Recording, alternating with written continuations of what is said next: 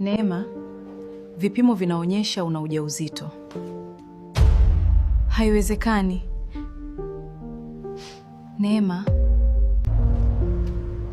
nitawaambiaje wazazi wangu? tutatafuta njia. Nimeharibu maisha yangu. Aisha, usiniache peke yangu. Samahani Neema, kila mtu abebe mzigo wake. Kumbe urafiki wetu uliishia hapa. Umeniponza Aisha, umeniponza. Neema, umekosa vipindi mara nyingi. Nimekosea, naomba nafasi nyingine. Tutafuata taratibu za chuo.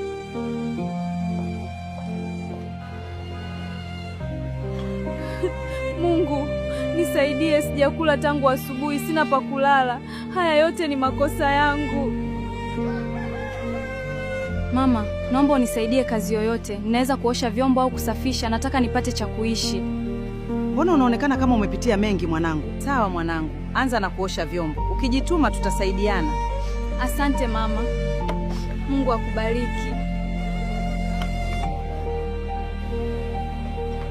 Hii ni hela yako ya leo mwanangu. Umefanya kazi nzuri. Asante mama. Hata hii ndogo kwangu ni kubwa sana. Marafiki wameniponza. Nilikuwa niko sehemu nzuri sana. Sasa nina mimba, sijui hata ni ya nani, lakini bado niko hai. Bado nina nafasi ya kuanza upya. Karibuni matunda, karibuni. Asante sana.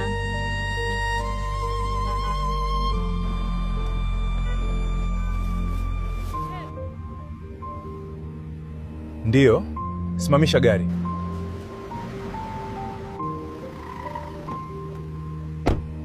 Ryan, nisamee. Neema, tulia. Nimeharibu maisha yangu.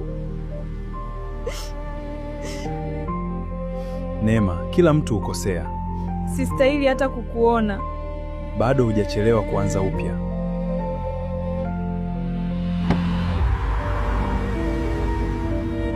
Mama, baba amepata matatizo kidogo. Naomba tuishi naye hapa nyumbani. Karibu mwanangu. Asanteni. Grace, tafadhali mpeleke Neema kwenye chumba cha wageni. Hakikisha anapata nguo mpya na apumzike. Sawa bwana. Asante sana Ryan. Leo muonekana kutabasamu.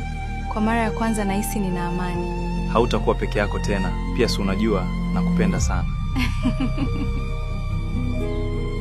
Neema, jiandae, leo kuna surprise yako. Surprise gani? Utaiona ukifika.